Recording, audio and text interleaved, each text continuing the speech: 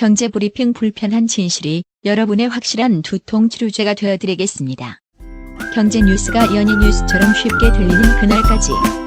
경제브리핑 불편한 진실. 경제브리핑 불편한 진실 10월 12일 순서 시작하겠습니다. 창업시장의 불편한 진실을 재미있게 얘기해 주시는 이문열 컨설턴트님 오래간만에 모셨거든요. 예, 안녕하십니까. 임흥렬입니다. 지난주 빠지시고 황금 연휴 어떻게 잘 보내셨나요?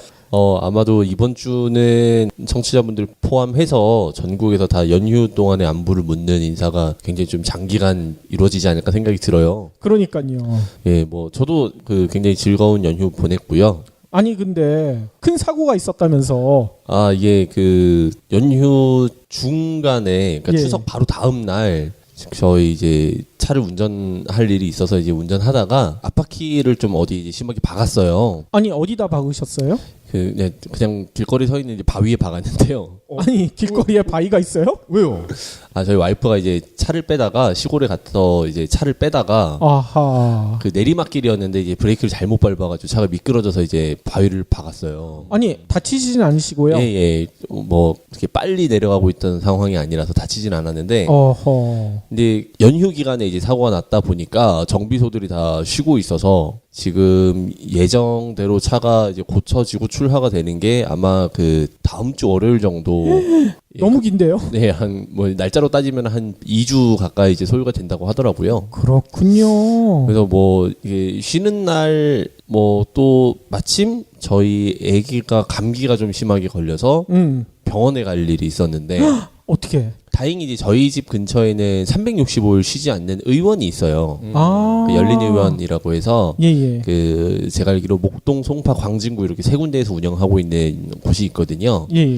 다행히 이제 저희는 그렇게 병원을 이용을 하게 됐는데 마찬가지로 또 이런 병원을 이용하셔야 된다는 상황이거나 아니면 저희처럼 차가 고장 났거나 이런 상황에서는 약간 애로를 겪으신 분들도 있지 않았을까. 그러니까요. 바위면은 휠이 나갔겠네요. 예, 타이어도 찢어지고 휠도 나가고 범퍼 다 나가고요. 그래서 견적은 한 250 정도 나왔습니다. 견적이 250이요? 예. 그러면 자기 부담은 얼마나 되나요? 한 50만 원 정도면 되는 걸로 제가 1차적으로 확인했고요. 한 20% 정도? 예. 바위도 물어줘야 될 거 아니에요. 바위 주인한테. 예, 이제 바위는 이제 저희 친척분 소유라. 그래요. 다행이네. 길거리에 있는 바위였어가지고 큰 문제는 없었습니다. 예. 아니 저도 한 몇 년 전에 명절날 비슷한 일을 당했는데 저는 사고가 난 게 아니라 차를 잠깐 세워놨는데 누가 저를 되게 시기하는 사람이 있나 봐요. 예. 차 번호판을 떼어간 거야. 번호판을요? 예. 아니 그래서 저는 번호판 떼어갔는지도 모르고 주유를 하러 갔는데 주유소 아저씨가 갑자기 앞을 막 가리키는 거예요. 저 보라고. 예. 그래서 아니 왜 그러시나 해서 나가봤더니 번호판이 앞에가 없어진 거예요. 그래서 저는 경찰서에 바로 갔죠. 그랬더니 혹시 세금 빌린 거 있냐고 물어보더라고요. 그래서 아니 세금 빌린 거 이런 건 전혀 없는데요. 그랬더니 아무튼 연휴 기간이기 때문에 연휴가 끝나야지 이게 뭔가가 된다고 연휴 기간 동안 은평구 내에서는 자기가 신고해 놨으니까 뭐라도 되는데 다른 지역 가면은 바로 잡힌대요. 그래서 연휴 기간 동안 꼼짝도 못했어요. 참 별일이 다 있네요. 그래서 번호판 새로 가는데 그때 5만 얼마가 걸렸죠. 그렇군요. 그게 연휴 때 없어진 거는 고속도로 버스 전용 차선을 달리기 위해서 남의 번호판을 가져갔을 가능성이 굉장히 크죠. 그럴 수 있어요. 예. 그래서 번호판도 반드시 확인해야 된다니까요. 그때 고지서 안 날라왔나요? 네, 고지서는 안 날라왔어요. 다행히. 저희가 바로 이 분실 신고를 했거든요. 이번에 고속도로 톨비를 전면 무료화하면서 이 실질적인 금액으로 그걸 이제 환산하면은 굉장히 금액이 크더라고요. 그렇죠. 저희 이제 아는 지인분들도 이제 톨비가 무료다라고 해서 일부러 영종도에 여행을 간다거나 그런 식으로 이제 활용하신 분들이 좀 계세요. 맞아. 우리 처남도 영종도 간다고 하더니만 그 이유 때문이었군요. 예, 톨비가 이제 만만치 않으니까. 그렇죠. 그래서 이제 이번에 연휴가 워낙 길었어서 긴 연휴를 어떻게 좀 현명하게 소비하느냐 이런 계획들을 많이 세우셨었을 거예요. 그렇죠. 골치도 많이 아프셨을 거고. 맞아요. 저희 같이 이제 또 애가 아직 어린 경우는 어린이집을 이제 못 가는 방학 같은 상황이다 보니까 애를 어떻게 놀려야 하는지 또 어디 갈 때마다 사람은 많을 텐데 그렇죠. 이런 약간 좀 고민과 이런 그런 게 같이 함께 동반된 연휴가 아니었나 생각이 듭니다. 맞습니다. 아유, 어디 갈 데가 없더라고요. 하도 길어놓으니까. 예, 그래서 보통 이제 추석이나 뭐 구정 같은 명절 같은 경우에 보통 이제 그 명절 당일 전까지는 그래도 이제 가족들이랑 많이 소비를 하는 편인데요. 명절 이제 차례 이후부터 이제 슬슬 명절 음식이 좀 지겨워지기 시작하면서 그러니까 아 이제 전 말고 다른 것 좀 먹자. 라면 먹자고 하더라고. 예, 그러면 이제 사실은 그때부터 이제 배달 음식에 대한 매출도 굉장히 급상승하고 맞아요. 예, 아 이제 더 이상 요리하기 싫다 그냥 시켜 먹자. 이제 배달 음식도 이제 그날 저녁부터 급상승하기 시작하면서 소비에 대한 방향이 좀 틀어지는 경향이 있죠. 그렇죠.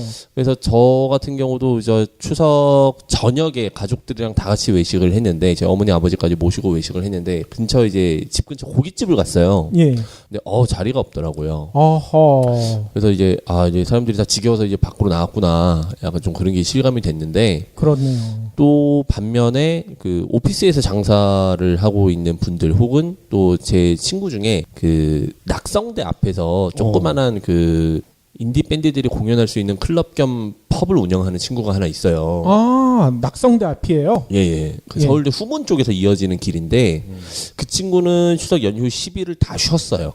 그때가 대목 아닌가요? 그러니까 오히려 이제 거기는 기숙사 학생들 그리고 뭐 학교를 온 학생들 위주로 이제 주 고객이 형성돼 있다 보니까 연휴 기간 동안 이제 열흘 동안 이렇게 강제 휴무가 된 거죠. 그렇군요. 그 친구 뭐 사실 열흘이라고 한다면 한 달에 3분의 1인데 그렇죠. 뭐 굉장히 좀 가슴 아픈 휴무를 보낸 그런 사람들도 있었다라는 거죠. 아하. 이 열흘 동안 국가에서 지정을 해서 내가 쉬는데 하지만 임대인에게는 상관이 없기 때문에 열흘치 임대료가 그대로 발생을 하는 거잖아요. 네. 그렇죠. 이런 부분이 참 자영업자들에게 고충이 될 수밖에 없어요. 아하. 그래서 이제 뭐 도심지 혹은 관광지 위주에서는 뭐 엄청난 매출이 일어났을 것이고요. 거기서 이제 자영업을 하시는 분들께서는 이 연휴에 대한 대목으로서의 혜택을 그대로 흡수를 하셨을 테고 마찬가지로 그 흡수된 금액이 어디서 빠졌겠습니까? 사실은 뭐 지금 말씀드린 것처럼 오피스 혹은 이런 뭐 기숙사 학생들 뭐 이런 여러 가지 상권에서 사실은 발생돼야 될 매출들이 그런 쪽으로 이제 쏠림 현상이 발생을 한 거죠. 예. 아니 저희가 있는 이 가산도 똑같은 상황이었겠네요. 그렇죠. 근데 가상 같은 경우는 이제 아울렛이 있다 보니까 그 보통 이제 연휴 끝나고 이제 또 쌈짓돈들을 좀 받지 않습니까? 학생들이나 이런 식으로. 그래서 그 돈을 또 소비하기 위해서 쇼핑몰 근처에서는 또 매출이 많이 일어나죠. 아하. 그래서 사실은 가산이 굉장히 좀 좋은 상권이기도 해요. 그래서 오피스랑 이 근처에 있는 약간의 거주지 환경 그리고 이제 어떤 쇼핑몰이 커다랗게 잘 형성이 돼 있다 보니까 조금 옆으로 가서 이제 구로 디지털 단지 같은 경우는 오피스 위주였기 때문에 사실 연휴 기간에 자영업을 하시는 분들께서는 뭐 약간 좀 속상하신 일들도 있으셨을 거다. 예, 그렇게 생각이 들어요. 저희가 지난번 갔었던 그 라멘집도 장사가 거의 안 됐겠네요. 예, 굉장히 아마 뭐 운영 자체를 안 하셨을 가능성이 굉장히 높다라고 저는 생각을 하고요. 예. 그래서 뭐 이 자영업자분들께서 사실은 이제 굉장히 힘들다라는 뭐 뉴스가 많이 나오고 있지만 수치상으로만 봤을 때는 한 5분의 1 정도만 살아남는다라고들 표현을 해요. 5분의 1요? 예, 그러니까 작년 1년간 신생된 자영업자 수와 그리고 폐업된 자영업자 수를 이제 비교를 했을 때 살아남은 퍼센트를 봤을 때는 한 20% 내외다. 아이고. 예, 이렇게 표현을 하는데 사실은 저는 그거보다 더 안 될 수도 있다라고 생각을 합니다. 그러면 한 몇 분의 몇 가죠? 왜냐하면은 이 폐업된 사업자라고 한다는 거는 사업자 등록증 자체를 폐업한 것만 해당이 되기 때문에 사실은 근데 그거를 사업자를 유지한 채로 뭐 어떻게 뭐 명의를 변경을 한다거나 아니면 뭐 좀 다른 방법을 통해서도 할 수 있는 방법이 있다 보니까 그렇죠. 실질적인 그 폐업 혹은 뭐 장사를 그만두신 분들의 수는 조금 더 높지 않을까라고 좀 생각을 해요. 오호. 그래서 사실은 이런 자영업자분들께 어떤 식으로든지 지원이 있어야 된다, 혜택을 줘야 된다라는 목소리는 많이 있지만 과연 어떤 방법이 이런 뭐 연휴라든지 국가적인 뭐 이슈 혹은 뭐 다른 일들이 있을 때 국가적인 차원에서 자영업자들에게 해줄 수 있는 지원 방법이 도대체 무엇일까 이런 생각을 좀 해볼 필요가 있는 것 같아요. 그러네요. 그런 걸 한 번도 생각해 본 적이 없는데 최근에 이제 물론 이제 그 뭐 정부에서 많은 혜택을 주려고 노력은 하고 있지만 그렇죠. 사실 대부분 실질적인 지원 혜택 방법이 대출과 관련이 돼 있습니다. 아, 그리고 실제로 대출도 잘 못 받기도 하고요. 사실은 그렇죠. 거의 뭐 혜택이 안 돌아가고 있다라고 봐도 무방한데 대출이라는 거는 결국 빚을 지게 하는 것이기 때문에 또 다른 부담으로 약이 달 수밖에 없어요. 그러니까요. 그래서 사실 전혀 이제 다른 방향에서 다른 시각으로 접근을 하지 않으면은 이것은 결과적인 지원이 될 수 없다.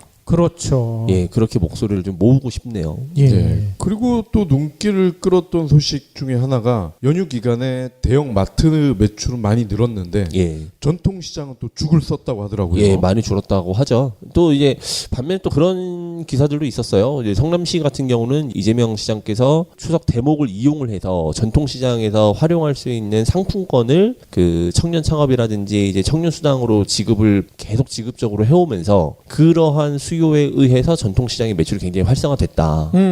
예, 그러한 내용들도 있었어요. 아, 선순환이 되는군요. 그렇죠. 예. 그 얘기를 분다라고 한다면은, 그러니까 전통시장을 활성화시키기 위한 방법에 대해서는 뭐 끊임없이 얘기가 되고 있지만, 결국은 사람들이 찾아가서 소비를 하게 만드는 게 가장 1순위일 거고요. 그렇죠. 예, 그렇게 소비를 이끌어내는 방법 위주로 지원 혹은 전략적인 방안이 도출이 되지 않으면은, 뭐 시장 자체를 뭐 가꾼다든지 뭐 어떻게 한다든지 이거 자체로는 안 된다라는 거죠. 그렇죠. 예.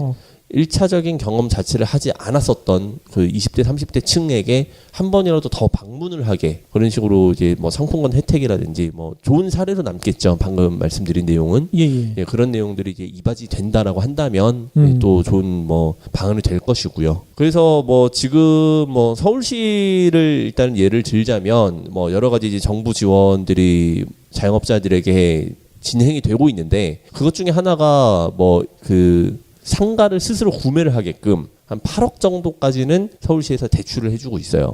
아, 상가를 구매하라고요? 그렇죠. 이제 자산화해라. 그러면 이제 임대료가 아예 안 나가기 때문에. 예. 근데 참 그 사실은 8억으로 구매할 수 있는 상가가 굉장히 한정적일 수밖에 없고요. 또 마찬가지로 아무리 이제 서울시에서 지원을 잘 해준다 하더라도 결국은 이제 빚을 내서 내가 상가를 구매를 하게 되는 꼴인데. 그렇죠. 그게 얼만큼 이제 실이익이 있겠느냐 그런 좀 고민이 있어요. 그래서 뭐 권리금에 대해서도 항상 제가 말씀을 많이 드리지만 그런 고민들을 많이 하실 거예요. 지금 뭐 서울시에서 이제 8억 정도 이제 얘기를 드렸지만 권리금이라는 게 1억을 주고 어떤 상가를 뭐 이제 임차를 하건 혹은 5억을 주고 임차를 하건 5배의 매출이 늘어나는 건 아닙니다. 네. 그러니까 권리금이 높으면 높을수록 그냥 거기서 장사가 잘 될 가능성이 높은 거예요. 그렇죠. 결국은 그 매장의 면적은 마찬가지일 거고 그럼 테이블 수는 마찬가지고 그러면은 뭐 꽉 찬다 하더라도 사실 발생되는 매출은 똑같은 건데 여기서는 5억을 주고 내가 장사를 한다라는 거는 그냥 그만큼 좀 망하지 않을 가능성이 높고 그나마 그래도 장사 잘 될 가능성이 높다. 그 정도뿐인 거거든요. 그렇죠. 근데 그 권리금은 사실 불안정한 금액이고 또 어떤 경우에는 이제 뭐 이제 건물주가 뭐 내쫓는다던가 혹은 건물주가 직접 한다던가 이런 경우로 인해서 권리금을 한 푼도 못 받을 수도 있는 상황이니까 권리를 조금 주고 싶은 거는 모든 장사를 하고 싶은 사람들에게 공통적인 생각인데 예. 조금 주고 하려고 하다 보니 장사가 될 가능성이 없어 보이고 이런 딜레마에 항상 이제 빠져 있는 거죠. 그래서 뭐 젠트리피케이션이라든지 여러 가지 이제 이유들로 인해서 사실은 자영업자들께서 굉장히 힘든 게 현실인데요. 추석이 지나면은 더 사실 힘든 시기가 와요. 어이? 왜요? 그 연말 분위기가 형성이 되기 전까지는 예. 추석 때 다들 소비를 좀 과도하게 하셨기 때문에 아하. 약간 조금 주머니를 졸라 매는 그런 현상이 발생합니다. 그러니까요. 그래서 11월이 사실은 굉장히 힘든 시기가 될 수 있어요. 맞아요. 특히 올해는 너무 황금 연휴가 길었기 때문에 어쩔 수 없이 쓴 돈이 많더라고요. 그렇죠. 예. 예. 그렇기 때문에 만약에 방금 말씀드렸었던 것처럼 연휴에 대한 혜택을 전혀 못 받은 자영업자 분들께서는 이러한 임팩트가 연휴 10일로 끝나는 것이 아니라 11월까지 연장이 되고 연말 분위기가 일어나기 전까지는 계속 형성이 되는 거다 보니까 아이고. 2달 혹은 석 달까지도 굉장히 좀 힘든 상황이 지속될 수 있다라는 거죠. 아, 그러겠군요. 예. 그래서 이러한 부분에 대해서 정부에서 그럼 과연 해줄 수 있는 게 뭐가 있을까? 이제 뭐 기존에 이제 고민을 많이 해오셨지만은 일단은 카드 수수료 인하적인 부분이 이제 많이 진행이 되고 있고요. 그렇죠. 예, 카드 수수료가 조금 인하가 되려고 하죠. 이제 발의가 됐었고 8월까지는 이제 어느 정도의 자리를 잡게끔 진행이 되고 있는데요. 영세 상인에 대한 그 규모를 연매출 2억에서 3억으로 늘렸고요. 그리고 그 단계보다 한 단계 높은 이제 영세 상인 같은 경우를 3억에서 5억까지 늘렸습니다. 예. 그런 식으로 함으로써 이제 카드 수수료 인하가 되는 혜택의 폭을 조금 더 넓히게끔 그렇게 정부에서 지원 혜택을 지금 진행을 하고 있고요. 또 그 외적으로는 사실 뭐 임대료 상승에 대한 제한을 어떻게든 더 강력하게 한다든지 아니면은 여러 가지 이제 부분이 있을 텐데 최근에 보면은 이제 어떤 프랜차이즈 같은 경우는 이제 이벤트성으로겠지만은 월세를 일부 지원을 해주는 프랜차이즈들도 있어요. 아니 그런 착한 프랜차이즈는 어디예요? 뭐 어떤 찜닭 브랜드 중에 하나인데 찜닭. 최근에 이제 그걸 프로모션을 굉장히 많이 하고 있더라고요. 얼마나 혜택이 들어가는지까지는 아직 실제로 진행이 되지 않아서 모집을 하고 있는 상태라 제가 아직 확인은 못했는데 뭐 그런 형태로까지 이제 진행이 되고 있다라는 거죠. 결국은 그 자영업자분들께서 발생하는 가장 큰 거는 임대료 그리고 인건비 둘 중에 하나인데 또 최근에 리포트를 보면은 1인 자영업자의 수가 만만치 않아요. 결국은 인건비가 전혀 안 나가고 그냥 본인이 혼자서 아웅다웅 하고 계시는 자영업자분들도 굉장히 많이 있다라는 거죠. 그렇죠. 근데 결국에 이거는 정부에서 고용 형태로 이 사람들을 조금 더 흡수하는 그 정부 혹은 그 뭐 경제 기관에서 진행이 되지 않으면은 1인 자영업자 분들께 드릴 수 있는 혜택은 거의 없는 거예요. 그러겠네요. 예, 그래서 이런 부분들까지 같이 고민이 돼야 될 것이고 재취업 위주로 사실은 정부에서 조금 더 힘을 써줘야 되는 것이 아닌가. 어떤 뭐 단순히 뭐 임대료 제한, 카드 수수료 인하라는 부분이 그분들에게 얼마나 피부에 와닿을지는 사실 잘 모르겠어요. 그리고 이게 뭐 아직 자리를 잡은 상황도 아니다 보니까 1인 자영업자분들께서 사실 한 달에 혼자 쉬지 않고 한 달 내내 근무를 하시면서 얼마나 벌어 가시겠습니까? 사실은. 그렇죠. 네. 뭐 평균 자료를 봤을 때 뭐 월 수익이 한 187만 원이라는 자료도 있었고요. 뭐 사실은 이제 그런 분들께서는 그러한 자영업을 할 수밖에 없었기 때문에 시작을 했었다라고 한다면은 다시 어느 정도 안정적인 고용 형태로 돌아가게끔 재취업의 길을 조금 더 활성화시키는 것이 정부의 역할이 아닌가. 예, 다시 한번 그런 생각을 좀 하게 됐어요. 그렇군요. 배달의 민족 같은 그런 배달만 전문적으로 해주는 앱들 요즘 많이 있잖아요. 많이 있죠. 예. 그리고 맛집 요리도 원하는 음식을 배달해주는 그런 앱도 있고요. 예.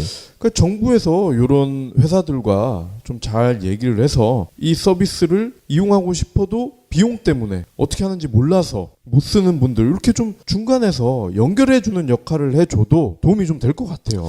그렇죠. 사실은 뭐 정부에서 할 수 있는 것도 한정적이죠. 근데 이제 그 방금 말씀드린 것처럼 이제 네트워크 형식의 그러한 연결 형태가 사실은 중앙기관에서 할 수 있는 가장 큰 역할이라고 생각을 하고요. 그 뭐 말씀드렸던 것처럼 재취업 같은 경우도 사실은 어떻게 보면은 고용주와 고용인의 관계를 이제 네트워킹하는 거 아니겠습니까? 그래서 그런 식으로 이제 정부에서 그 중앙적인 부분에서 그런 식으로 이제 역할이 굉장히 필수적으로 따라올 것이다. 예, 그렇게 좀 생각을 하고요. 내년을 이제 준비를 하셔야 되는 상황이에요. 자영업자분들께서는 이제 추석도 끝났고 지금 운영하고 있는 자영업자분들도 마찬가지일 거고, 혹은 이제 자영업을 시작하시려는 분들도 마찬가지일 거고요. 연말 전에 시작을 해야 연말 특수를 누리면서 자리를 잡습니다.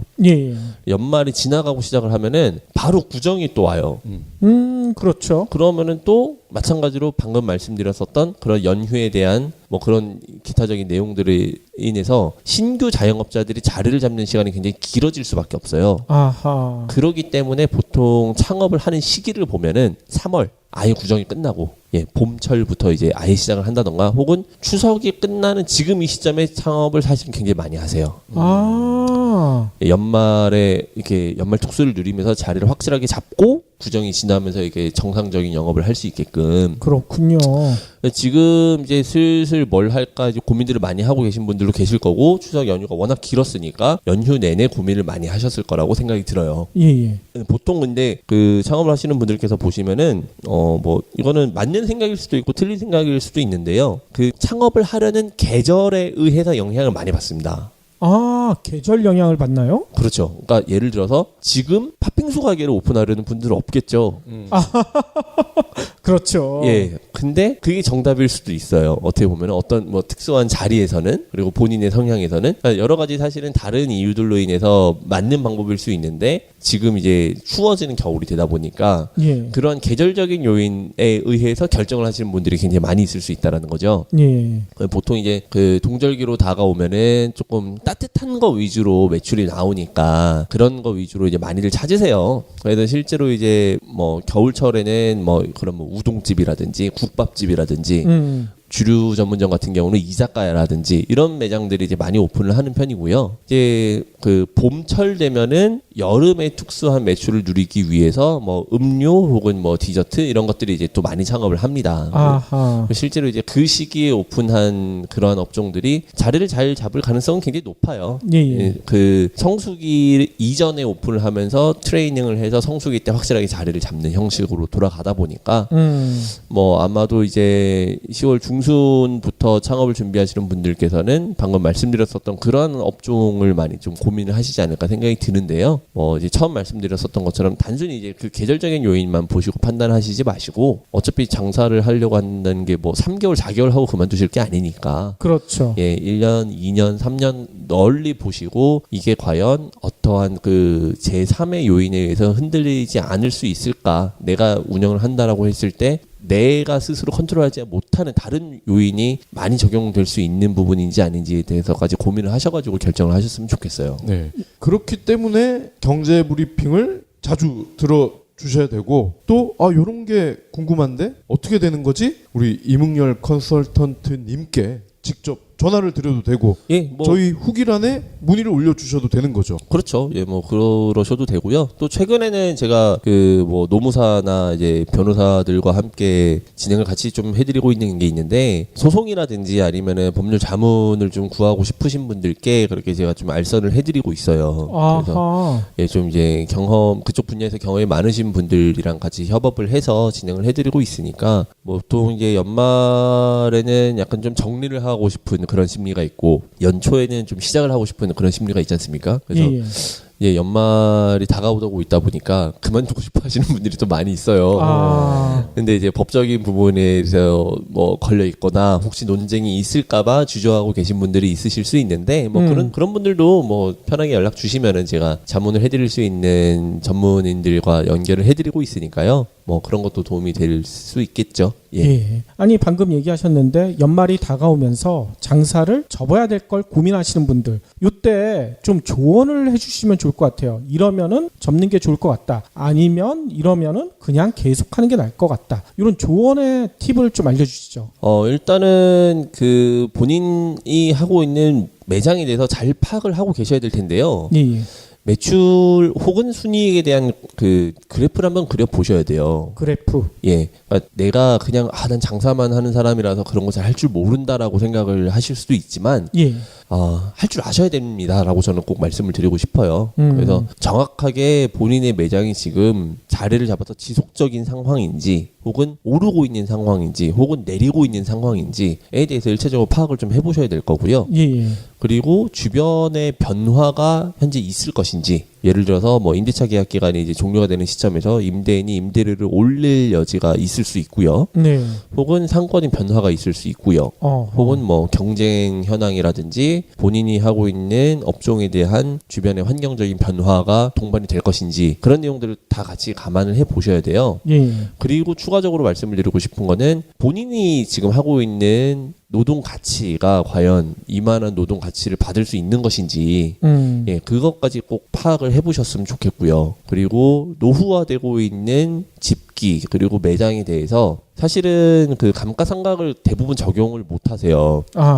그냥 단순히 한 달 영업을 해서 한 달 순이익이 얼마가 들어오고 그걸로 이제 생활을 하시고 이렇게 하루하루 사실은 하루벌이로 운영을 하고 계신 분들이 많은데, 그런 분들께서 가장 갑작스럽게 큰 돈이 지출이 되는 내용들에 대해서는 사실 감가상각을 미리 적용을 시켜 놓으시고 어느 정도 준비를 해 놓으셔야 되는데, 그렇죠. 그럴 여지가 사실은 없죠.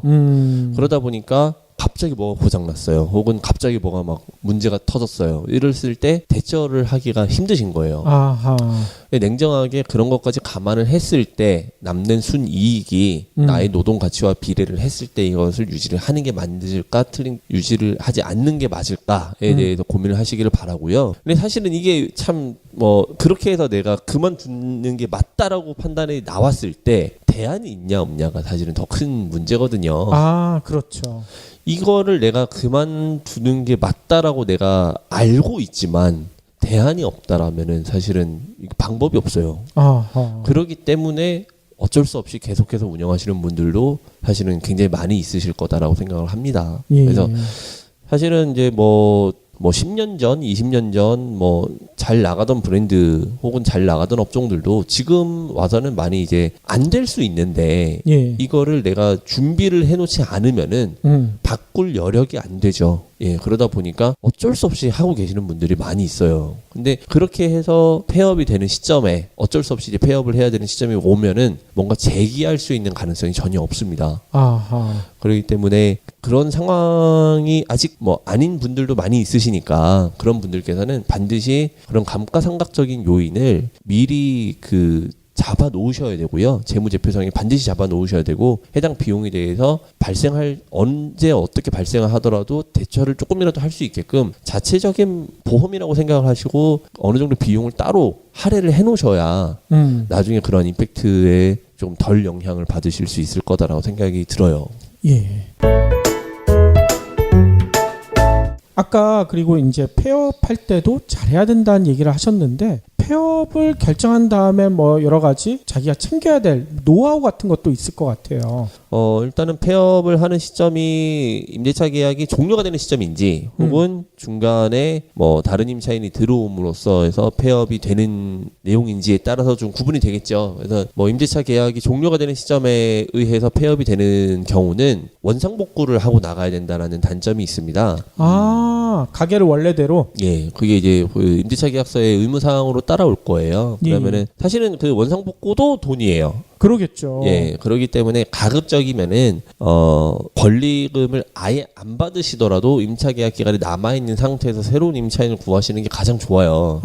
그렇겠군요. 그럼 어차피 그분께서 이제 새로 뭔가를 하시기 위해서 인테리어를 하시기 때문에 원상복구가 필요가 없죠. 그러겠네요. 또 마찬가지로 임대인 입장에서도 이렇게 다 원상복구를 해서 다 뜯어내서 골격만 남은 매장 같은 경우는 새로 임차가 잘 안 나가기 때문에 뭐 계약 기간이 끝났지만 뭐 내가 임대료를 받을 수 있게끔 새로운 임차인을 잘 구하려면은 그러면은 그냥 뭐 운영하고 계세요. 약간 그런 식으로 이제 협의를 볼 여지도 있습니다. 그러니까 윈윈을 할 수 있게끔 임대인을 설득하실 필요가 있죠. 그러겠네요. 그래서 어차피 임대인 분께서도 계속 임대료를 받으시려면은 어느 정도 이제 왁구가 잡혀 있는 상태에서 내가 권리 한 푼도 안 받고 나가더라도 그 상태로 나가야 이제 빨리 계약도 되실 거니까. 그렇죠. 뭐 그때까지만 조금 이렇게 뭐 좀 임대료를 다는 아니더라도 조금만을 받으시면 더 좋고, 혹은 이제 그냥 뭐 깔세 형식으로 이제 다달이 그냥 그런 식으로 계약을 하셔도 좋고요.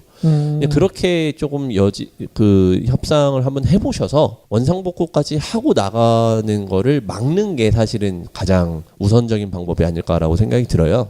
그거 중요하네요. 그래서 원상복구 돈 많이 듭니다. 뭐 다 뜯어내려면 사실 돈 많이 들어요. 또 굉장히 좀 악질적인 임대인 같은 경우는 굉장히 꼼꼼하게 다 뜯어내라고 하시는 분들도 계세요.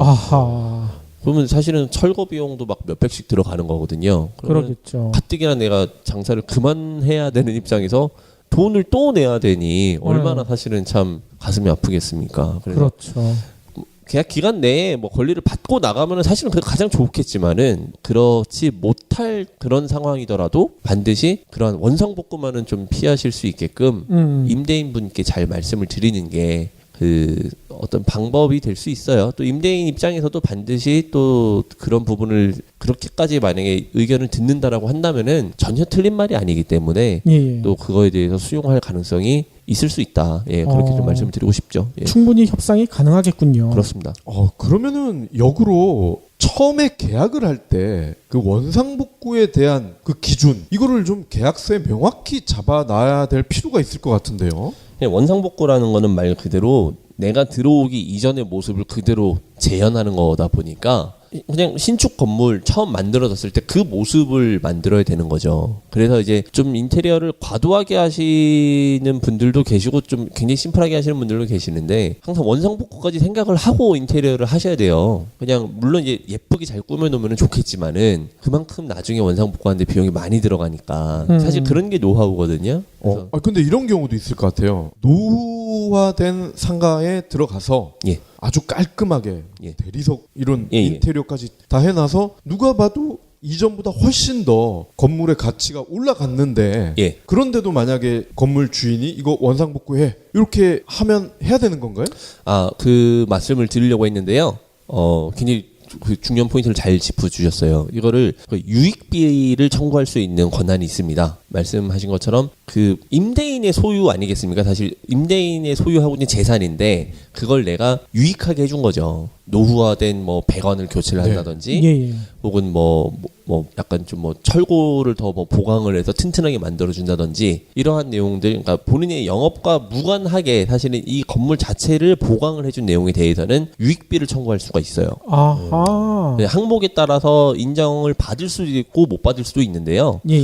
뭐 그러니까 건물의 가치를 향상하기 위한 내용이었다라고 누가 봐도 인정을 할 수 있는 부분은 유익비를 일부 청구받을 수 있습니다. 그렇기 때문에 대부분 사실 임대인과 원상복구에 대한 협의를 할 때는 정말 원상복구를 진행을 하는 경우도 있고요. 혹은 비용적으로 그냥 처리를 하는 경우도 있어요.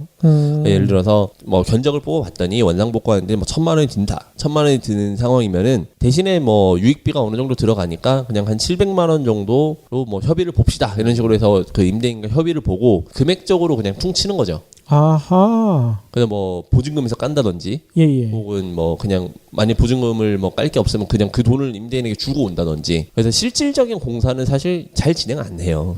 왜냐면은 말씀드렸었던 것처럼 임대인 입장에서 다 뜯어져 있는 건물을 바라지 않아요. 예, 그러면은 임차가 나가지 않기 때문에. 예. 그래서 굉장히 여러 가지 방법으로 협상을 볼 수 있어요. 임대인과는. 임대인은 어찌됐건 간에 임대인의 목적은 지속적인 임차료가 들어오냐 안 오느냐, 즉 내 밑에 임차인이 계속 있느냐 없느냐 그거기 때문에 그러겠네요. 그러한 심리를 잘 활용하신다라고 한다면 나가시는 분 입장에서도 충분히 어떻게든 이제 여지가 있다. 예, 방금 말씀드렸던 것처럼 유익비를 청구하실 수도 있고 혹은 뭐 그러한 내용을 유지한 채 영업을 조금 연장하실 수도 있다. 물론 이제 임대인의 협의가 이루어져야 된다. 예, 그 내용을 다시 한번 말씀을 드리겠습니다. 주 15시간 노동, 보편적 기본소득. 이것은 판타지가 아니다. 스티븐 핑커, 지그문트 바우만. 전 세계 석학들이 극찬한 명저. 워싱턴 포스트, 가디언, 썬데이 타임스 특집 기사, BBC 특별 방송. 좌우파의 상투적 주장에 지쳤다면 이 위대한 논쟁을 즐겨보라. 30살 젊은 사장가가 설계한 리얼리스트를 위한 유토피아 플랜. 당신이 그토록 꿈꾸던 세상이 지금 시작된다. 리얼리스트를 위한 유토피아 플랜. 김영사. 그럼 임차인 입장에서도 이 권리금으로 임대인을 압박할 수도 있을 것 같아요. 권리금을 내가 조금 낮춰주면은 다음 타자가 바로 와서 렌트를 하게 되면 임대인 입장에서는 좋은 거잖아요. 그렇죠. 예. 근데 권리금을 내가 자꾸 안 낮춰. 예. 좀 더 받아야 돼. 그러면 들어오려는 사람 입장에서는 부담스럽기 때문에 계약이 딜레이가 될 거 아닙니까? 딜레이가 되는데 뭐 그게 계약 기간이 만약에 종료가 돼 버리면 물론 이제 상가 임대차 보호법에 의해서 뭐 영업 기간은 보장이 될 수 있지만 사실은 뭐 그것까지 끝나고 혹은 상가 임대차 보호법이 사실은 좀 유명무실하다 보니까 임대인 입장에서 그냥 나가라고 할 수 있어요. 네. 그러면은 한 푼 못 받고 나가면서 원상복구까지 해야 되는 거죠. 와, 덤태기를 쓰는 건군요. 그럴 수 있죠. 예. 나가라고 할 때 그럼 권리금을 전혀 못 받는 건가요? 못 받죠. 예. 받을 수 있는 사람이 없지 않습니까? 그걸 누구에게 받겠어요, 사실은. 권리금이라는 건 새로 들어온 임차인과 받아야 되는 건데 임대인은 그 권리금과 전혀 상관없는 제3자에 불과한 거고요. 예. 그러다 보니까 칼자루 임대인이 잡고 있어요. 어떻게든 칼자루 임대인이 잡고 있고 말씀드렸던 것처럼 이제 임차인이 이러한 협의를 보기 위해서는 사실은 굉장히 그 조심스럽고 정중하게 다가가야 되는 입장인 거죠. 그러면 그거를 건물 주인이 악용할 수도 있겠는데요. 새로 들어오는 임차인을 위해서 악의적으로 권리금을 내가 안 받게 해줄게 하면서 계약일에 딱 나가. 근데 들어올 사람 없어. 어쩌라고. 이렇게 버틸 수도 있겠네요. 있죠. 그런 게 이제 과거에 말씀드렸었던 것처럼 이제 뭐 대기업에서 이렇게 뒷작업을 한다던가 그런 식으로 계약 종료 시점에 이제 대기업이 들어가게끔 하면서 나는 권리금을 그 회계 재무제표상 대기업에서는 기업에서는 이제 발생할 수 없으니까 임대료를 대신 더 줄 테니 이런 식으로 작업을 해달라라고 이제 그 임대인과 협의를 해서 젠트리피케이션을 유도한다라고 제가 그때 한번 방송에서 말씀드렸었잖아요. 예. 그러한 내용들이 실제로 굉장히 많이 있죠. 혹은 그런 게 다 이제 명도 소송과 관련된 내용들인데요. 뭐 굉장히 많이 있습니다. 그렇기 때문에 사실 어쩔 수 없이 임차인은 의뢰 입장에 있을 수밖에 없어요. 그러겠군요. 예. 의뢰 입장에서 있을 수밖에 없고 대신에 방금 말씀드린 내용이 해당되는 경우는 장사가 잘 되셨었을 거예요. 그렇기 때문에 뭐 이렇게 명도를 치면서까지 들어오려고 하겠죠. 제 2차 임차인께서. 근데 장사가 잘 안 되는 상황에서는 사실은 뭐 들어오려는 사람은 없지 않겠습니까? 그렇기 때문에 임대인에게 그러한 협상을 할 가능성이 조금이라도 있는 거죠. 장사가 안 되는 걸 임대인도 인지를 하고 있으면 야, 이 사람 그나마 장사가 안 돼도 지금 나랑 계약이 돼 있어서 내가 임대료가 지금 들어오는데 이 사람 나가면 나 진짜 누가 들어오겠느냐. 그러면은 들어오게끔 내가 좀 어쨌든 협조를 해줘야 되겠구나라고 이제 인지를 할 가능성이 있다는 거죠. 그렇군요. 그러한 심리를 잘 활용을 하셔야 되는 거고 장사가 잘 되는 매장은 말씀드렸던 것처럼 오히려 이게 임대인이 욕심을 내서 이 사람을 내쫓고 내가 직접 한다던가 혹은 뭐 이렇게 제3자에게 그런 식으로 사전에 모종 협의를 거쳐서 그런 식으로 이제 유도해낸다던가 이런 위험이 항상 도사리고 있습니다. 그렇기 때문에 임대차 보호법에 대한 확대 적용이 굉장히 필요하다라는 움직임이 계속해서 시행되고 있는 거죠. 그렇군요.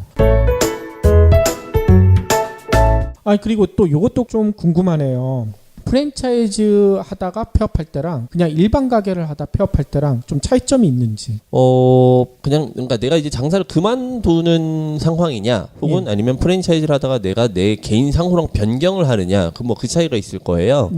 프랜차이즈를 하다가 내 개인 상호로 변경을 하는 경우도 사실은 사업자를 신규 등록을 하시는 분들이 계실 수 있기 때문에 그것도 어떻게 보면 폐업에 해당이 되겠죠.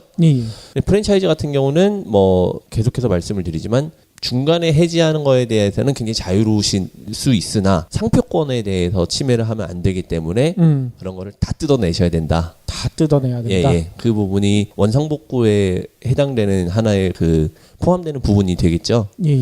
그리고 뭐 본사, 그러니까 편의점 같은 경우를 예를 들면은 편의점 같은 경우는 본사에서 폐업을 권고하는 경우가 있어요. 권고를 해요? 왜냐하면은 이제 본사 소유의 그 임대 무릴 가능성이 있기 때문에 편의점 같은 경우는 여러 가지 계약 형태로 운영이 된다라고 말씀을 드렸고 그런 부분에 대해서 사실은 지분에 의해서 사실은 가맹점주와 본사가 소유하고 있는 개념이다라고 이해를 하시면 되는데 본사에서 임대료가 계속 나가는 거죠. 근데 돈이 안 되는 거예요. 장사 좀 안 되는 편의점 같은 경우는 그리고 대신에 그 지원금 형태로 본사에서는 가맹점주에게 일부라도 주게 돼 있습니다. 그러다 보니까 어떻게 보면은 마이너스가 나는 폭이 본사가 더 큰 경우도 있을 수 있어요. 그러면은 본사에서 그냥 접으시죠. 라고 이제 폐업을 권고하는 거죠. 그러면 그때는 원상복구나 이런 거를 본사에서 도와줍니까? 그렇죠. 뭐 사실은 그러니까 왜냐하면은 애초에 인테리어를 가맹점주가 본인 돈으로 다 한 게 아니기 때문에 대신에 이제 뭐 소멸되는 금액이 많죠. 그 전에 이제 뭐 이게 창업을 하기 위해서 들어간 돈은 사실은 다 회수를 못 하신다라고 봐야 되는 건데 본사의 그런 권유에 의해서 폐업이 되는 경우들도 있습니다. 편의점에 의해 같은 경우는 이제 그런 경우들도 있고요. 이제 본인의 이제 100% 부담에 의해서 이제 운영이 되고 있던 가게 같은 경우는 본사에서 강제로 폐업을 하라고 권유할 이유가 전혀 없죠. 본사에서 비용이 나가는 것도 아니고 본사는 어떻게 되던 간 물품을 지급함으로써 거기서 이제 물류 차익을 받고 있었을 거고요. 그렇기 때문에 그러진 않는데 그렇기 때문에 오히려 이제 더 막 어떻게든 계속 하게끔 하죠. 그리고 내가 그만두겠다라고 이제 얘기를 하면은 그러면은 내가 본사 입장에서는 매장이 하나 없어지는 거니까 다른 사람을 구해올 테니 그때까지만 좀 기다려달라. 그런 식으로도 하는군요. 하면서 신규 가맹점 모집을 할 때 지금 장사가 되고 있는 매장이 있는데 여기는 어떻게 보면은 뭐 시설비를 조금 드리고 어떻게 보면 인수하실 수 있으니까 요걸 한번 해보시는 게 어떠냐라고 이제 권유를 하는 거죠. 근데 그 과정에서 매출에 대한 뻥튀기를 아하. 통해서 여기 장사 잘 되십니다. 한번 해보세요. 혹은 뭐 지금은 장사 좀 안 되지만 여러 가지 뭐 주변에 호재가 있어서 되게 잘 될 거예요. 라고 감언이설로 설득을 해서 계약을 시켜고 이후에 나 몰라라 하는 형태가 굉장히 많이 있다. 아이고. 그러면 이제 나중에 들어가시는 분 입장에서는 뭐 신규로 하는 것보다 좀 싸게 해줬을 거잖아요. 그렇기 그렇죠. 때문에 뭐 이렇게 나는 되게 좋은 기회로 해서 했구나라고 해서 들어갔는데 알고 보니까 장사 전혀 안 되는 거죠. 아하. 근데 그거에 대한 피해를 누가 이제 책임져 줄 것이냐. 근데 그런 부분에 대해서 사실 계약서상에 정확하게 명시가 돼 있어야 되고요. 그렇죠. 그 본사에서 제공한 매출이 허위일 경우에는 어떻게 한다. 그리고 뭐 예상되는 매출은 얼마로 한다라는 내용에 대해서 반드시 명시를 하고 그런 거에 대한 법적 책임을 질 수 있게끔 계약서상 명시를 하고 혹은 특약사항에서 확인을 반드시 하시지 않으면은 이런 식으로 들어가는 경우에 의해서 사실은 피해 보시는 분들이 굉장히 많이 있어요. 예. 예. 프랜차이즈 본사 입장에서 말씀드렸던 것처럼 매장을 어떻게든 유지하면 유지할수록 무조건 도움이니까 그렇게 전략을 하는 것이고, 근데 제3자에 대한 피해는 지지 않으려는 게 당연한 거다. 예, 그렇기 때문에 본인께서 제가 수도 없이 말씀드렸지만 본인께서 눈으로 확인을 하셔라. 숫자를 믿지 말고 직접 확인하시고 직접 카운팅을 하시지 않으면은 이러한 피해를 반드시 입으실 수밖에 없다. 예, 그 말씀을 다시 한번 계속해서 강조를 좀 드립니다. 예. 개인 사업자 같은 경우는 저도 그랬지만 직접 세무서에 가서 사업자를 오픈을 하고 그랬거든요. 예. 그럼 폐업도 마찬가지로 그 대표자가 그렇죠. 직접 예. 세무서로 가서 폐업 신청을 하고 비용이나 이런 게 추가적으로 들어가는 게 있나요? 비용은 인지세가 발생을 하던가요? 제가 그거 가지고 확실히 기억이 안 나는데 뭐 그 비용은 사실은 뭐 그렇게 사실은 사업자 등록할 때도 비용 그렇게 크게 안 들잖아요. 네. 뭐 예. 인지세 해봐야 뭐 영업신고증 같은 경우 한 3만 원 정도 뭐 발생하는데 뭐 크게 이제 폐업에 따라서 뭐 비용이 그 폐업 때문에 발생하는 비용이다라고 한다면은 뭐 크게 발생 거의 없다라고 생각하시면 되고요. 대신에 말씀드렸던 것처럼 이제 원상복구 혹은 뭐 그동안 밀려 있었던 그 물류 대금 같은 만약 장사가 안 돼서 폐업을 하시는 경우면은 분명히 많이 밀려 있으셨을 거예요. 그래서 그런 부분에 대한 부분들 그리고 리스나 혹은 렌탈을 하고 있었던 부분들 또 많이 있으실 겁니다. 대부분 이제 포스 혹은 정수기, CCTV 이런 것들이 대부분 핸드폰처럼 약정 할인을 받는 품목들인데 아하. 중간에 폐업을 함으로써 중도 해지를 하게 되면은 그 약정 할인에 대한 위약금이 발생하죠. 그렇죠. 예, 그런 부분들이 이제 추가로 발생하실 수 있죠.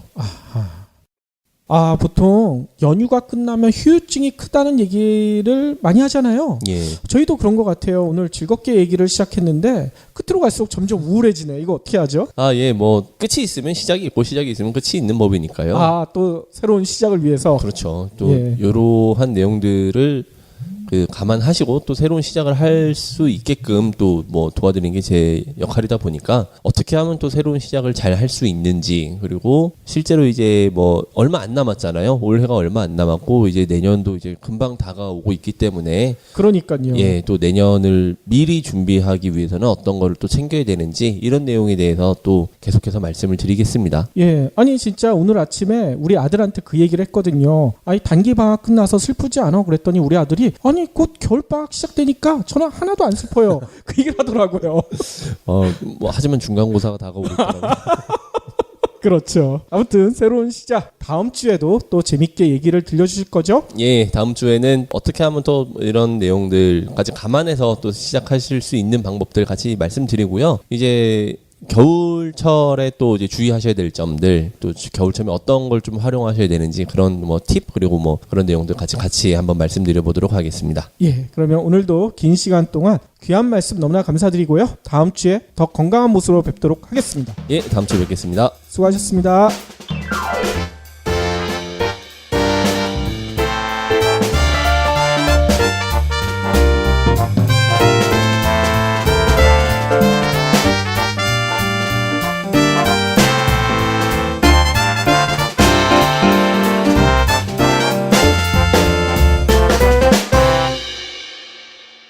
경제브리핑 불편한 진실 완주해 주셔서 감사합니다.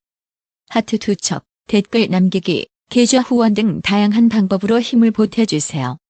계좌 정보는 경제브리핑 팟빵 공지 코너에 있습니다. 여러분의 응원, 콘텐츠로 보답하겠습니다. 네. 그렇죠. 이런 부분이 참 자영업자들에게 고충이 될 수밖에 없어요. 아하. 그래서 이제 뭐 도심지 혹은 관광지 위주에서는 뭐 엄청난 매출이 일어났을 것이고요. 거기서 이제 자영업을 하시는 분들께서는 이 연휴에 대한 대목으로서의 혜택을 그대로 흡수를 하셨을 테고, 마찬가지로 그 흡수된 금액이 어디서 빠졌겠습니까? 사실은 뭐 지금 말씀드린 것처럼 오피스 혹은 이런 뭐 기숙사 학생들 뭐 이런 여러 가지 상권에서 사실은 발생돼야 될 매출들이 그런 쪽으로 이제 쏠림 현상이 발생을 한 거죠. 예. 아니 저희가 있는 이 가산도 똑같은 상황이었겠네요. 그렇죠. 근데 가상 같은 경우는 이제 아울렛이 있다 보니까 그 보통 이제 연휴 끝나고 이제 또 쌈짓돈들을 좀 받지 않습니까? 학생들이나 이런 식으로. 그래서 그 돈을 또 소비하기 위해서 쇼핑몰 근처에서는 또 매출이 많이 일어나죠. 아하. 그래서 사실은 가산이 굉장히 좀 좋은 상권이기도 해요. 예, 그래서 예. 오피스랑 이 근처에 있는 약간의 거주지 환경, 그리고 이제 어떤 쇼핑몰이 커다랗게 잘 형성이 돼 있다 보니까 예. 조금 옆으로 가서 이제 구로 디지털 단지 같은 경우는 오피스 위주였기 때문에 사실 연휴 기간에 자영업을 하시는 분들께서는 뭐 약간 좀 속상하신 일들도 있으셨을 거다. 예, 그렇게 생각이 들어요. 저희가 지난번 갔었던 그 라멘집도 장사가 거의 안 됐겠네요. 아, 예, 굉장히 아마 뭐 운영 자체를 안 하셨을 가능성이 굉장히 높다라고 저는 생각을 하고요. 예, 예.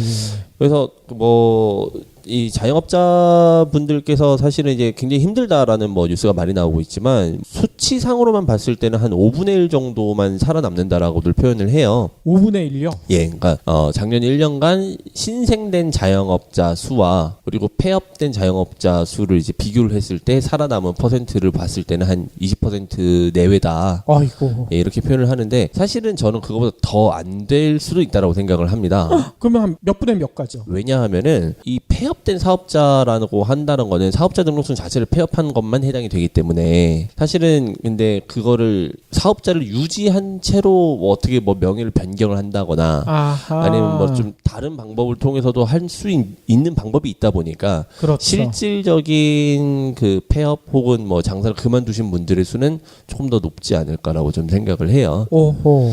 그래서 사실은 이런 자영업자분들께 어떤 식으로든 이제 지원이 있어야 된다, 혜택을 줘야 된다라는 목소리는 많이 있지만 과연 어떤 방법이 이런 뭐 연휴라든지 국가적인 뭐 이슈 혹은 뭐 다른 일들이 있을 때 국가적인 차원에서 자영업자들에게 해줄 수 있는 지원 방법이 도대체 무엇일까, 이런 생각을 좀 해볼 필요가 있는 것 같아요. 그러네요. 그런 걸 한 번도 생각해 본 적이 없는데.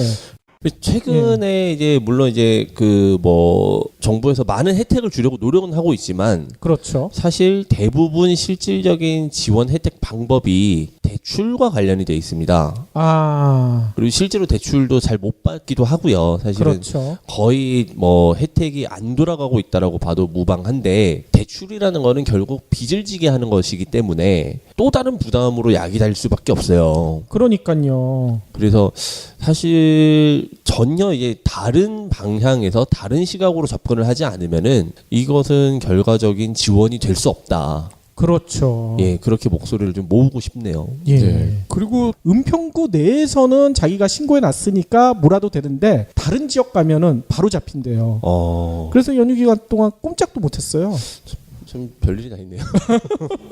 그래서 번호판 새로 가는데 그때 5만 얼마가 걸렸죠. 그렇군요. 네. 그게 연휴 때 없어진 거는 고속도로 버스 전용 차선을 달리기 위해서 남의 번호판을 가져갔을 가능성이 굉장히 크죠. 그럴 수 있네요. 그럴 수 있어요. 예. 그래서 번호판도 반드시 확인해야 된다니까요. 예, 또 그때 뭐 고지서 안 날라왔나요? 네, 고지서는 안 날라왔어요, 다행히.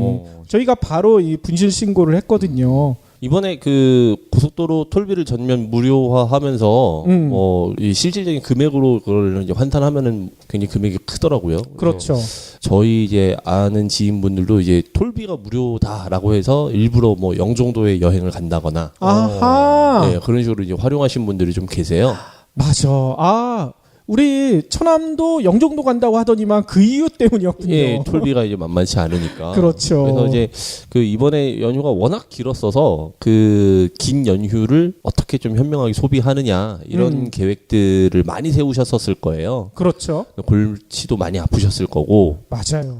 뭐 저희 같이 이제 또 애가 아직 어린 경우는 어린이집을 이제 못 가는 방학 같은 상황이다 보니까 애를 어떻게 놀려야 하는지 또 어디 갈 때마다 사람은 많을 텐데 그렇죠. 이런 약간 좀 고민과 이런 그런 게 같이 함께 동반된 연휴가 아니었나 생각이 듭니다. 맞습니다. 아유, 어디 갈 데가 없더라고요. 하도 길어놓으니까. 예, 그래서 보통 이제 추석이나 뭐 구정 같은 명절 같은 경우에 보통 이제 그 명절 당일 전까지는 그래도 이제 가족들이랑 많이 소비를 하는 편인데요. 명절 이제 차례 이후부터 이제 슬슬 명절 음식이 좀 지겨워지기 시작하면서 그러니까 아 이제 전 말고 다른 것 좀 먹자. 라면 먹자고 하더라고. 예, 그러면 이제 사실은 그때부터 이제 배달 음식에 대한 매출도 굉장히 급상승하고 맞아요.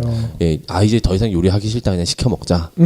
이제 배달 음식도 이제 그날 저녁부터 급상승하기 시작하면서 소비에 대한 방향이 좀 틀어지는 경향이 있죠. 그렇죠.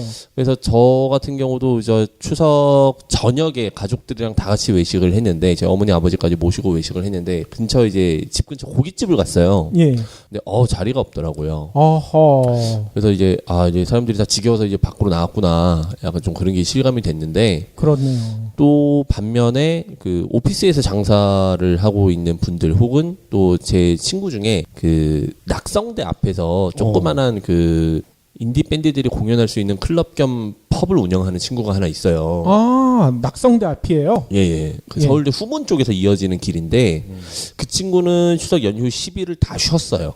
그때가 대목 아닌가요? 그러니까 오히려 이제 거기는 기숙사 학생들 그리고 뭐 학교를 온 학생들 위주로 이제 주 고객이 형성돼 있다 보니까 연휴 기간 동안 이제 열흘 동안 이렇게 강제 휴무가 된 거죠. 그렇군요. 그 친구 뭐 사실 열흘이라고 한다면 한 달에 3분의 1인데 그렇죠. 뭐 굉장히 좀 가슴 아픈 휴무를 보낸 그런 사람들도 있었다라는 거죠. 아하. 이 열흘 동안 국가에서 지정을 해서 내가 쉬는데 하지만 임대인에게는 상관이 없기 때문에 열흘치 임대료가 그대로 발생을 하는 거잖아요.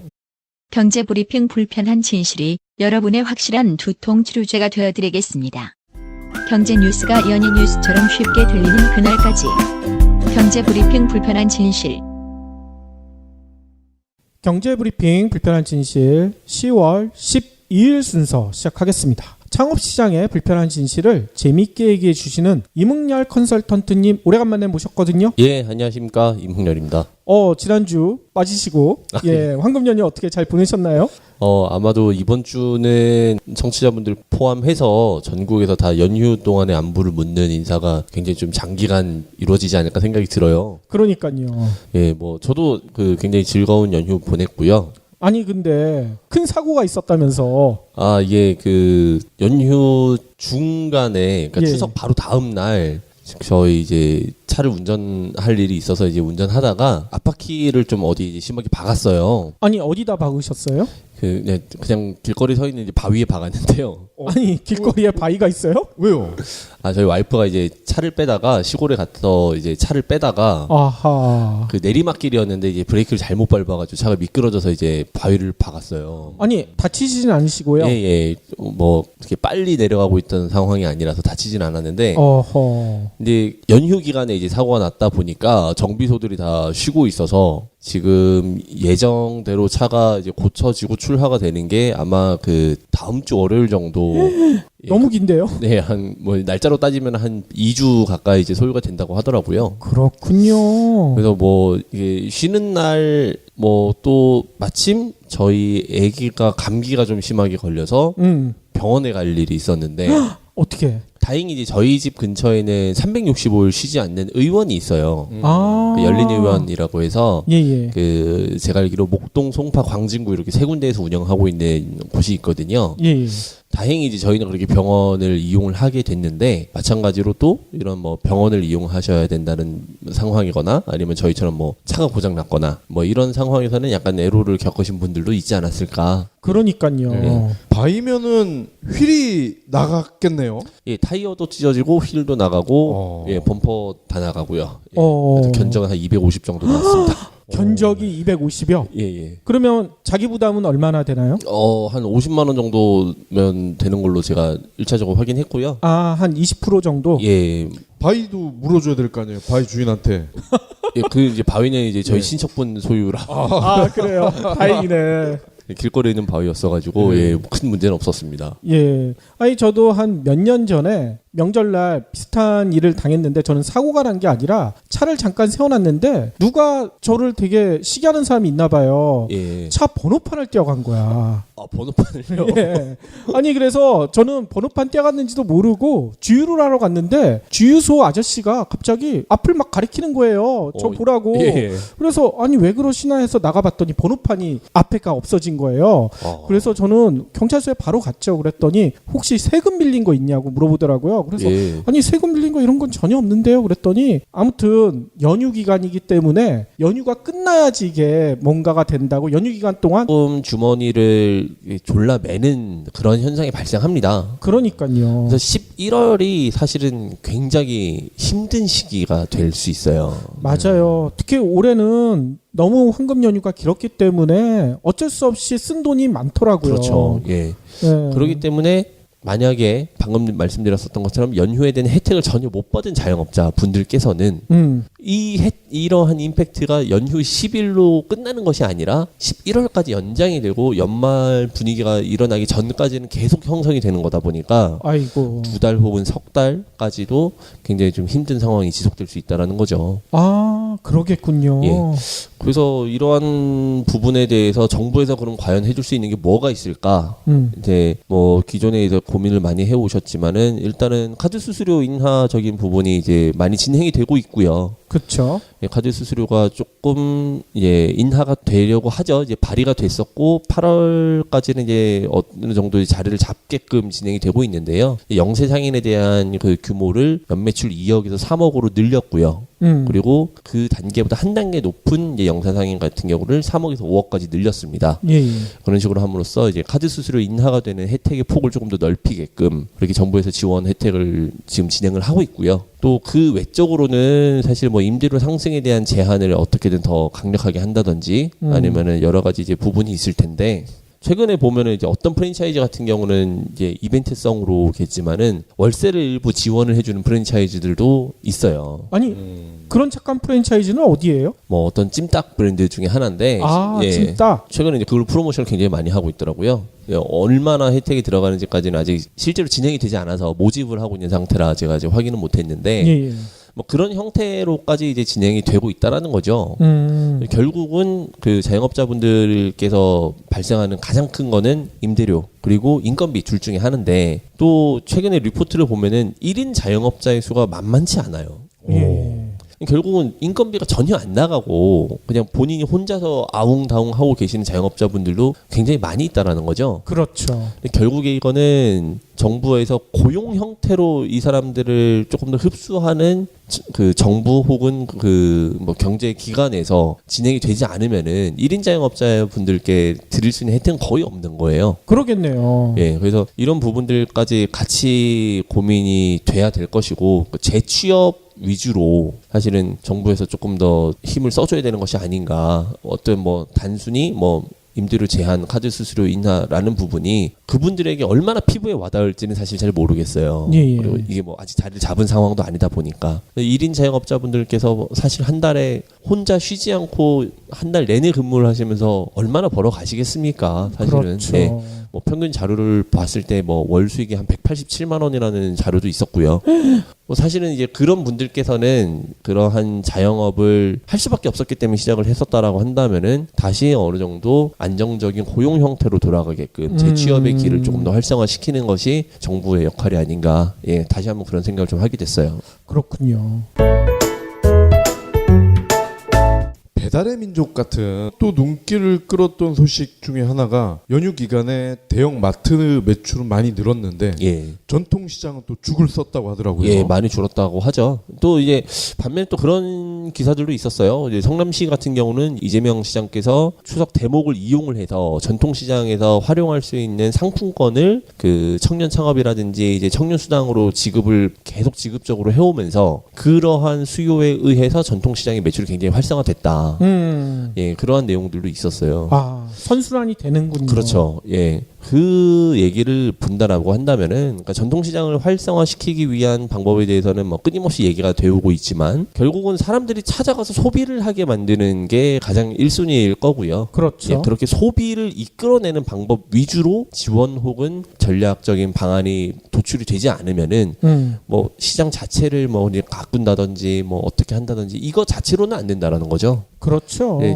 1차적인 경험 자체를 하지 않았었던 그 20대, 30대 층에게 한 번이라도 더 방문을 하게 그런 식으로 이제 뭐 상품권 혜택이라든지 뭐 좋은 사례로 남겠죠. 방금 말씀드린 내용은. 예. 예, 그런 내용들이 이제 이바지 된다라고 한다면 예, 또 좋은 뭐 방안이 될 것이고요. 그래서 뭐 지금 뭐 서울시를 일단 예를 들자면 뭐 여러 가지 이제 정부 지원들이 자영업자들에게 진행이 되고 있는데 그것 중에 하나가 뭐 그 상가를 스스로 구매를 하게끔 한 8억 정도까지는 서울시에서 대출을 해주고 있어요.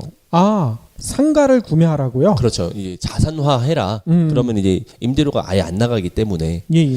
근데 참 그 사실은 8억으로 구매할 수 있는 상가가 굉장히 한정적일 수밖에 없고요. 또 마찬가지로 아무리 이제 서울시에서 지원을 잘 해준다 하더라도 결국은 이제 빚을 내서 내가 상가를 구매를 하게 되는 꼴인데. 그렇죠. 그게 얼만큼 이제 실이익이 있겠느냐 그런 좀 고민이 있어요. 그래서 뭐 권리금에 대해서도 항상 제가 말씀을 많이 드리지만 그런 고민들을 많이 하실 거예요. 지금 뭐 서울시에서 이제 8억 정도 이제 얘기를 드렸지만 권리금이라는 게 1억을 주고 어떤 상가를 뭐 이제 임차를 하건 혹은 5억을 주고 임차를 하건 5배의 매출이 늘어나는 건 아닙니다. 네. 그러니까 권리금이 높으면 높을수록 그냥 거기서 장사가 잘 될 가능성이 높은 거예요. 그렇죠. 결국은 그 매장의 면적은 마찬가지일 거고 그럼 테이블 수는 마찬가지고 그러면은 뭐 꽉 찬다 하더라도 사실 발생되는 매출은 똑같은 건데 여기서는 5억을 주고 내가 장사를 한다라는 거는 그냥 그만큼 좀 망하지 않을 가능성이 높고 그나마 그래도 장사 잘 될 가능성이 높다. 그 정도뿐인 거거든요. 그렇죠. 근데 그 권리금은 사실 불안정한 금액이고 또 어떤 경우에는 이제 뭐 이제 건물주가 뭐 내쫓는다던가 혹은 건물주가 직접 한다던가 이런 경우로 인해서 권리금을 한 푼도 못 받을 수도 있는 상황이니까 권리를 조금 주고 싶은 거는 모든 장사를 하고 싶은 사람들에게 공통적인 생각인데 예. 조금 주고 하려고 하다 보니 장사가 될 가능성이 없어 보이고 이런 딜레마에 항상 이제 빠져 있는 거죠. 그래서 뭐 젠트리피케이션이라든지 여러 가지 이제 이유들로 인해서 사실은 자영업자들께서 굉장히 힘든 게 현실인데요. 추석이 지나면은 더 사실 힘든 시기가 와요. 어이? 왜요? 그 연말 분위기가 형성이 되기 전까지는 예. 추석 때 다들 소비를 좀 과도하게 하셨기 때문에 아하. 약간 조금